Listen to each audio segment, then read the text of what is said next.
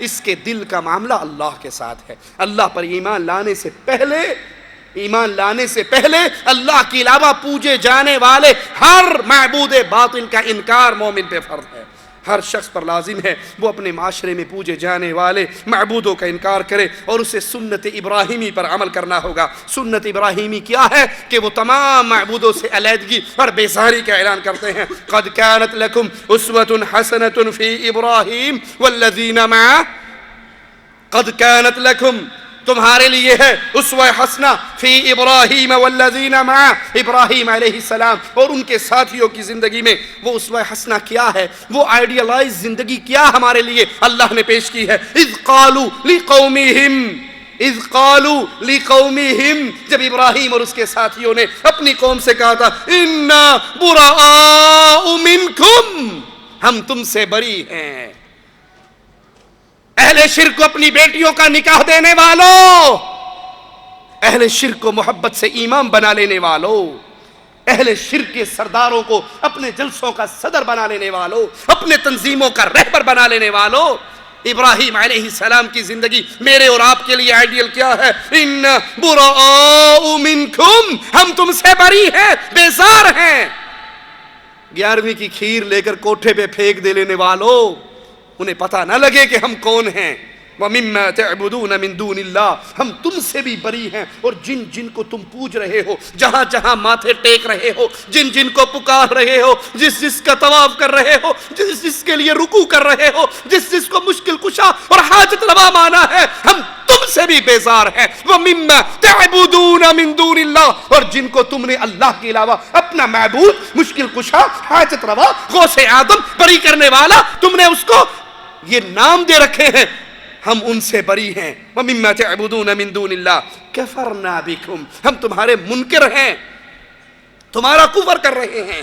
وَبَدَأَ بَيْنَنَا وَبَيْنَكُمُ الْعَدَاوَةُ وَالْبَغْضَاءُ, اے کاش یہ آیات میرے دل میں اتر جائیں, اے کاش یہ آیات اہل توحید کے سینے کو منور کر دیں, اے کاش اہل توحید ان آیات کے اوپر جینا اور مرنا سیکھ لے. وَبَدَأَ بَيْنَنَا وَبَيْنَكُمُ الْعَدَاوَةُ, اب ہماری تمہاری لڑائی, اب ہمارا تمہارا فساد, اب ہماری تمہاری علیحدگی, اب ہماری تمہاری ناراضگی, اب ہماری تمہاری بغاوت.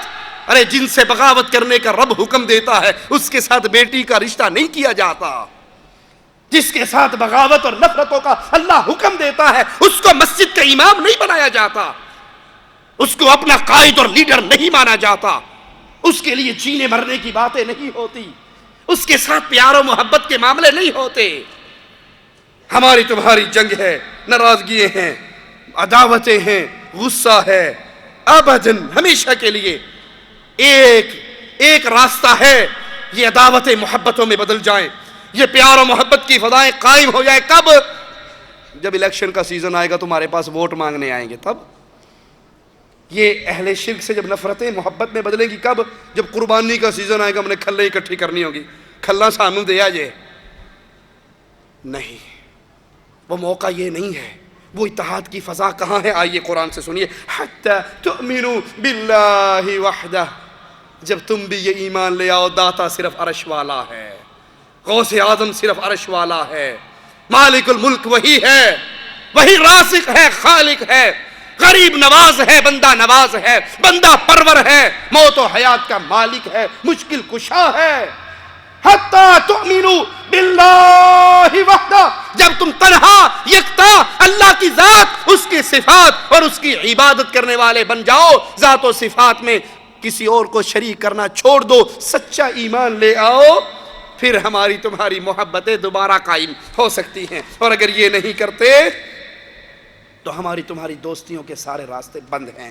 دین اسلام اللہ کا نازل کردہ آخری دین ہے, سابقہ تمام شریعتیں منسوخ ہو چکی ہیں, اب اسلام کو قبول کرنا ہی آخری راستہ ہے نجات کا. صحیح مسلم میں ہے, امام الانبیاء علیہ السلام نے فرمایا, اس ذات کی قسم جس کے ہاتھ میں میری جان ہے, اس ذات کی قسم, نبی فرما رہے ہیں, اور میرے نبی قسم اٹھائے بغیر بھی کہہ دیں تو نبی کی زبان مبارک سے جھوٹ, کفار نے بھی کہا تھا, ہم نے آپ کی زبان سے کبھی جھوٹ نہیں سنا. 40 سالہ زندگی کا ریکارڈ ہمارے سامنے ہے. یہ نبی بغیر قسم کے بھی کہیں تو سچ کہتے ہیں. اور نبی یہاں پہ قسم اٹھا کر کہہ رہے اس ذات کی قسم جس کے ہاتھ میں محمد کی جان صلی اللہ علیہ وسلم، اس امت کا کوئی شخص بھلے وہ یہودی ہو وہ عیسائی ہو وہ میرے بارے میں سنتا ہے، اس کو پتہ لگتا ہے کہ مدینے والی سرکار امام الانبیاء بن کے زمین پہ آ چکے ہیں، آپ کو نبوت مل چکی ہے، اس کو میری نبوت کا علم ہو، اور پھر وہ اس حال میں مرے کہ مجھ پہ اور میری لائی ہوئی شریعت پہ ایمان نہ لائے وہ سیدھا جہنم میں جائے گا۔ کون فرما رہا ہے؟ امام الانبیاء۔ جو میری شریعت اور مجھ پہ ایمان نہ لائے وہ کہاں جائے گا؟ وہ جہنم میں جائے گا، وہ جہنمی ہے۔ طاہر القادری صاحب فرماتے ہیں عصریات ان کی ایک سی ڈی ہے، اگر آپ اس کی ویب سائٹ سے ڈاؤن لوڈ کریں یا ان کی کسی دکان سے خریدیں تو نام یاد کر لیں، عصریات، عین صاد را یا الف تا۔ اس سی ڈی میں فرماتے ہیں کہ جب بلیورز اور نان بلیورز کی بحث، مومن اور کافر کی بحث ہوتی ہے تو عیسائی، یہودی، یہ ان کا شمار بلیورز میں ہوتا ہے، اہل ایمان میں ہوتا ہے، ان کو کفار کہنا جائز نہیں ہے۔ پوری دنیا میں جب تقسیم کی جاتی ہے تو بلیورز اور نان بلیورز کی تقسیم کی جاتی ہے۔ نان بلیورز کو کفار کہتے ہیں علمی اصطلاح میں، اور بلیورز ان کو کہتے ہیں جو اللہ کی بھیجی ہوئی وحی پر، آسمانی کتابوں پر، پیغمبروں پر ایمان لاتے ہیں، مذہب ان کا کوئی بھی ہو۔ تو جب بلیورز اور نان بلیورز کی تقسیم ہوتی ہے تو یہودی عقیدے کے ماننے والے لوگ اور مسیحی برادری اور مسلمان، یہ تین مذاہب بلیورز میں شمار ہوتے ہیں، یہ کفار میں شمار نہیں ہوتے۔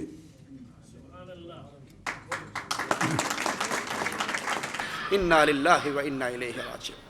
کہا یہودیوں کو، عیسائیوں کو کافر کہنا جائز نہیں، یہ بلیورز میں ہیں، یہ مومنین میں شامل ہوتے ہیں۔ ہم کہتے ہیں قادری صاحب آپ ان کو راضی کرنے کے لیے جو چاہیں کہہ لیں، ہمیں ہمارے آقا نے خبر دے دی جو محمد کریم پر اور آپ کی لائی ہوئی شریعت اسلام پر ایمان نہیں لاتا وہ کافر ہے اور ہمیشہ کی جہنم میں جلنے والا ہے۔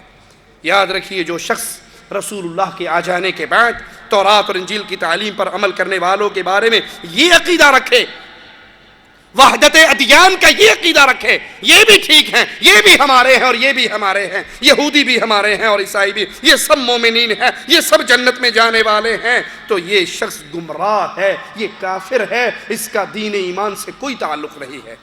اسی طرح مسلمان کہلانے والے وہ لوگ جو کفر اکبر یا شرک اکبر میں ملوث ہیں، یا پھر اللہ کے رسول صلی اللہ علیہ وسلم کی نبوت کے بعد قادیان کے جھوٹے مرزے کو نبی مانتے ہیں یا دین اسلام کی بنیادی باتوں کا انکار کرتے ہیں، یہ بھی کافر اور مشرک ہیں۔ اگر کوئی ان کے کفر اور شرک میں شک کرتا ہے، ان کے مذہب کو سچا مانتا ہے، تو ایسا بندہ بھی مسلمان نہیں رہتا، بلکہ شریعت ان لوگوں سے بغض، نفرت، عداوت اور دشمنی کی تعلیم دیتی ہے۔ اہل ایمان نے کے بارے میں مالک کا فرمان سنیے، اہل ایمان کے لیے اہل شرک سے محبت حرام ہے۔ یا ایھا الذین آمنوا لا تتخذوا آباءکم واخوانکم اولیاء، اے ایمان والو، اے کلمہ پڑھنے والو، اے رسول اللہ کی امت، اے نبی کریم صلی اللہ علیہ وسلم کی طرف نسبت کرنے والو، اے اہل ایمان، مالک کا اعلان سنو، لا تتخذوا آباءکم، اپنے آباء و اجداد کو، وَإِخْوَانَكُمْ، اپنے بھائیوں کو تم ولی نہ پکڑو، ان سے محبتیں نہ کرو، ان سے دوستیاں نہ کرو۔ کب؟ ان استحبوا الکفر علی الایمان، جب وہ ایمان کی بجائے کفر سے محبت کرے۔ اگر یہ اللہ اور اس کے رسول پر ایمان نہیں لے کر آتے، وہ تمہارا باپ ہے، وہ بھائی ہے، وہ عزیز ہے، وہ رشتہ دار ہے، تم ان سے محبت نہ کرو اگر وہ ایمان کی بجائے کفر کو پسند کرتے ہیں۔ وَمَن يَتَوَلَّهُم مِّنكُمْ، اور جو قرآن کی آیت سننے کے بعد، قرآن کا حکم سننے کے باوجود باز نہیں آتا، ان سے محبت کرتا ہے، فَأُولَئِكَ هُمُ الظَّالِمُونَ، پھر یہی ظالم ہے۔ اور یہاں ظالم سے مراد مومن نہیں کافر ہے۔ جو اہل ایمان